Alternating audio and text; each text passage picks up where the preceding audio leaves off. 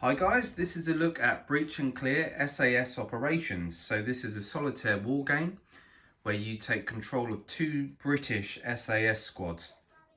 And the mission is to find two hostages within this building complex and then extract them via the exit. So let's have a look at how this works. So first of all, we have our squad members. We have Squad A and Squad B.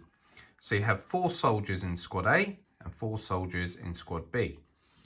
And basically, on the card, you can see it says Squad A, they have a firepower of 3, and they've got an MP5 submachine gun. And we also have 3 guys have MP5 machine guns, and 1 guy has a shotgun. So we have 2 squads, and then over here, we have a threat level. When we draw a hostile card, this threat level is going to go up by 1, and other things can affect this. If this reaches 8, then we have a hostile phase where they spawn in certain rooms in the building, and then they will attack the player. So we have our squad members, then they are represented by 2 counters on the board. So our 2 counters, we have Squad A and Squad B. And they start at the entrance. And as you can see, this is the ground floor of the building. So we have the ground floor and then we have the first floor. And in this building, we have rooms, and each room has an event marker in it with a question mark. So we don't know what we're going to find in those rooms, but we are searching for hostiles. We need to find 2 of them. If we flip these over and it has a number, that's how many enemy hostiles are in that room. If we flip it over and it says H in red, we found a hostage. If we flip it over and it says NC, then we've got no contact. There's no enemy hostiles there. We have a square grid, so movement works via a square grid. And we have a table which we roll on. So we have a table for movement. So we roll a D10, and this before we do our movement. And before combat, we roll a D10. And these are the events that can happen. Also, the game works on a deck of cards. So you're going to flip a card, and this means that Squad B can activate. You can then activate Squad B here on the board, and they can move 4 squares, and then they can choose 1 soldier from their squad to perform 1 action. And that action can either be fire, breach, bring the threat level down by 1, or throw a flashbang. So you have Squad B, you draw another card, and we have enemy hostile. If we draw an enemy hostile card, the threat level goes up by 1, and any enemy hostiles in play will attack our squad if they're in the same room.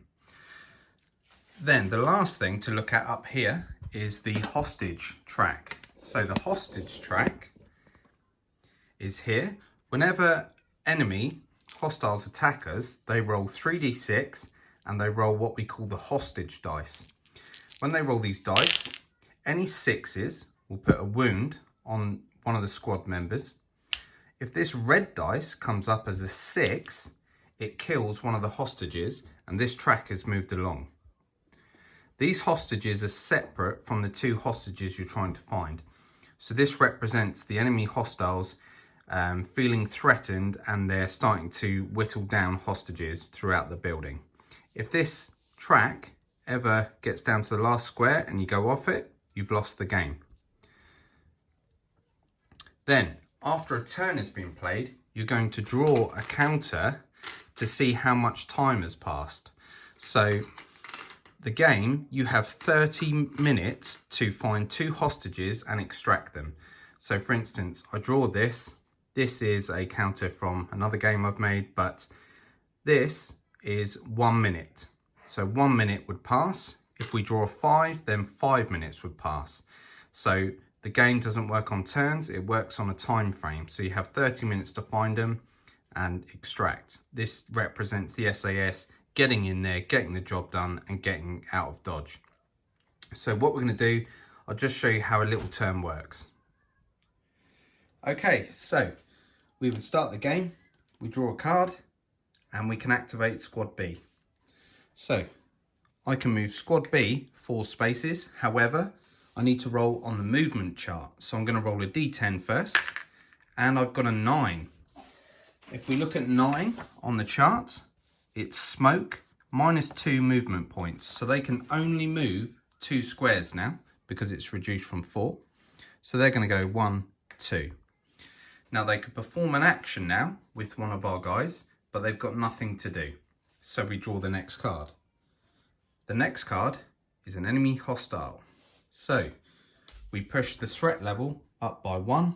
There's no hostiles in play yet, so we don't do anything else. We're going to draw another card, and it's squad B again. So we're going to move squad B, but we roll that dice first, and this time we've got a 5. On a 5, we get a cover marker. So these guys have cover while they're moving. They'll be protected from any enemy hostiles. But I can move them 4 now, and I can move diagonal. So I'm going 1, 2. So I've moved 2 movement squares. I've got 2 left, but this wall here needs to be breached. On the map, if it's like this, I don't know if you can see very clear, these are open doors. A wall like this means it's breached. It's covered up. So they're going to do a breach action. So I have to choose one guy from my squad, and this is squad B, and I flip him. So this guy is flipped, and he's breached that wall with a breach charge, and now they've got 2 movement points left. So they move 2 squares into that room, and they are next to this event marker. However, we can only do 1 action, so we can't search this yet, and that's the end of that phase.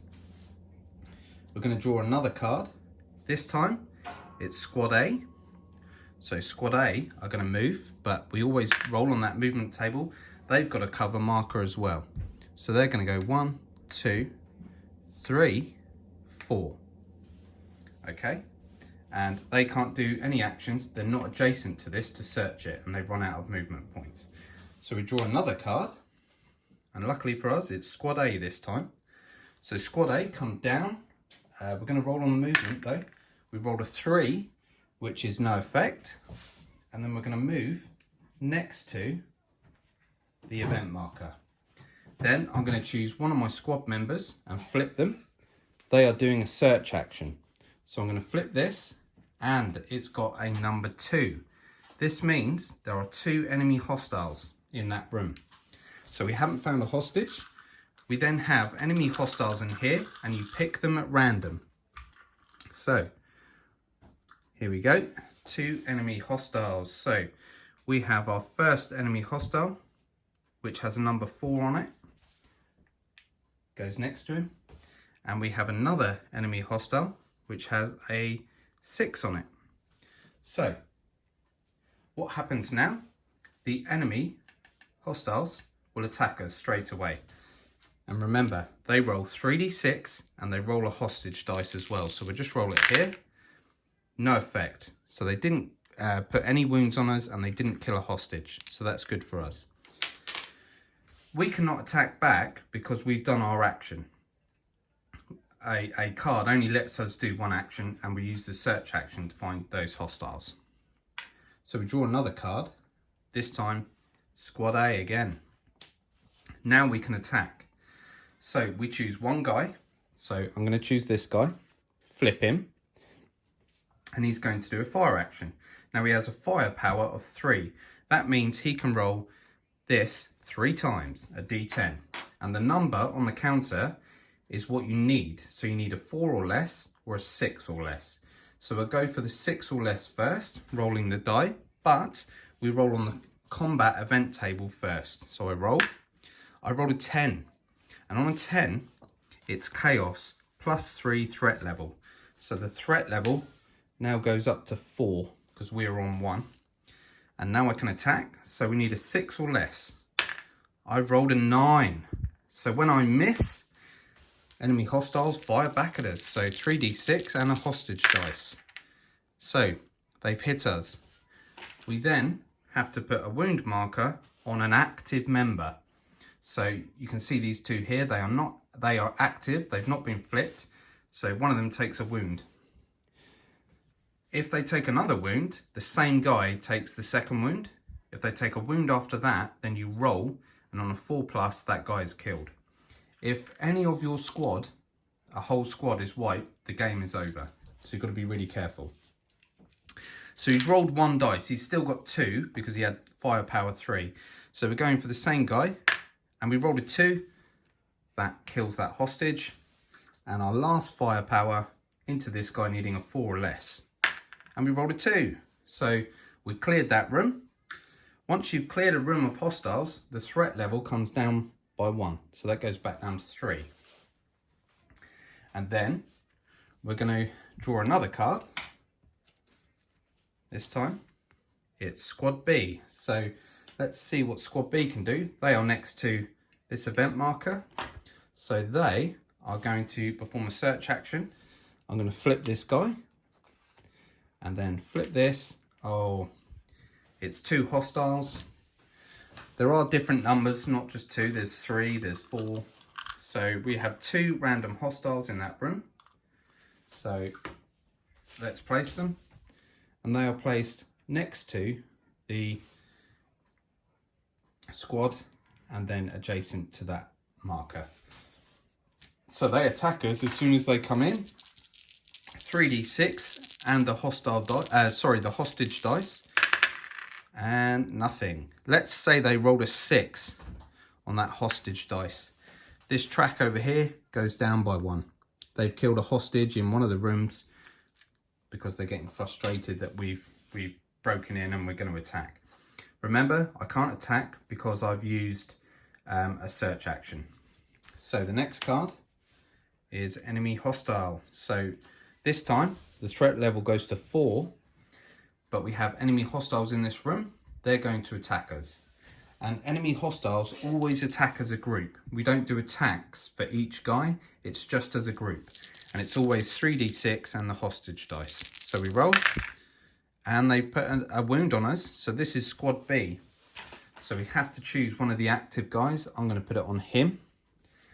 And that is the end of that phase.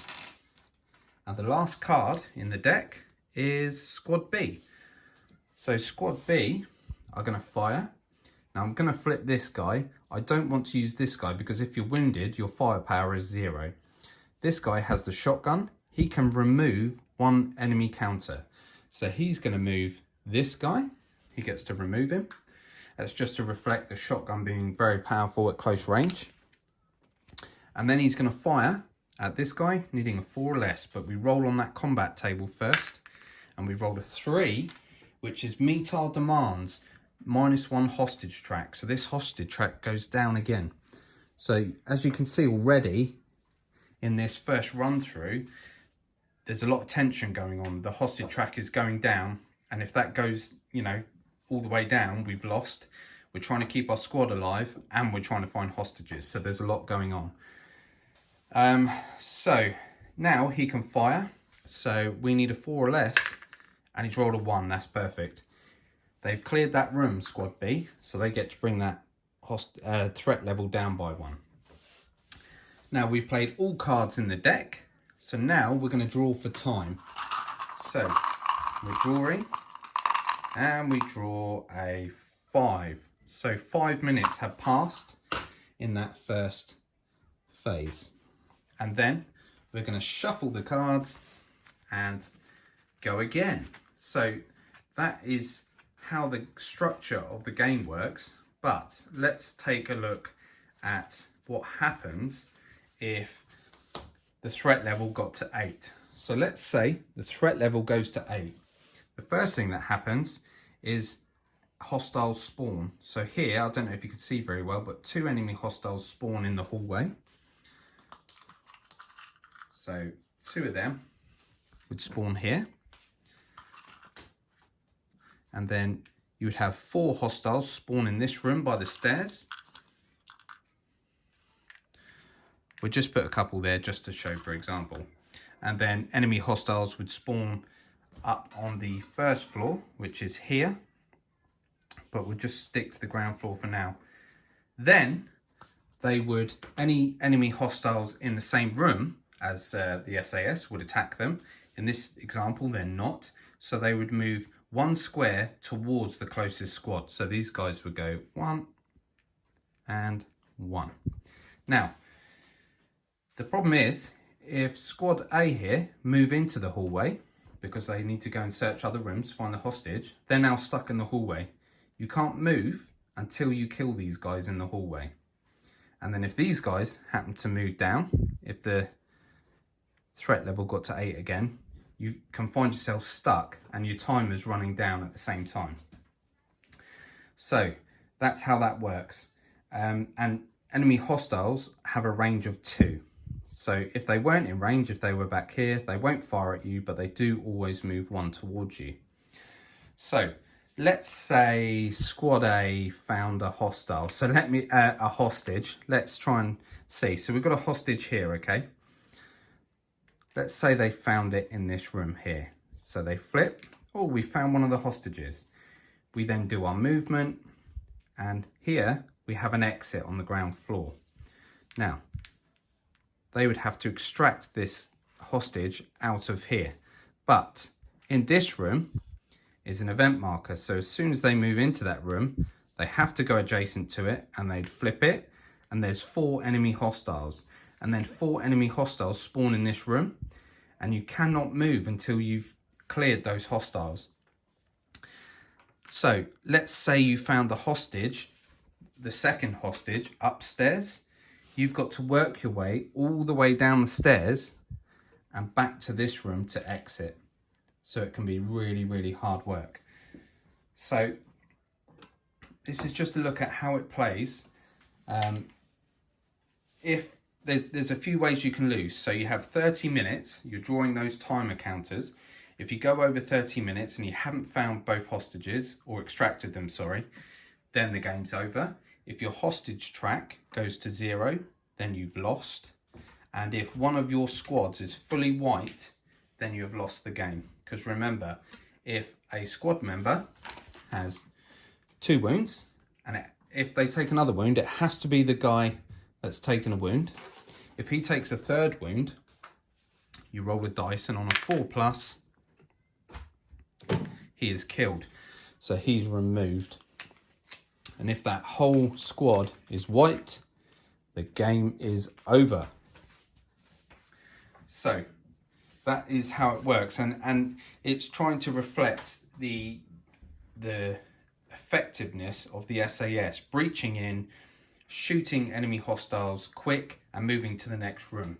But then you get those situations where you're stuck in a room and the time is counting down. So I've tried to design it so there's a lot of tension going on. So this wasn't a full playthrough, but it's just showing you how the game works. I hope you like it, and I look forward to hearing from you soon. Cheers.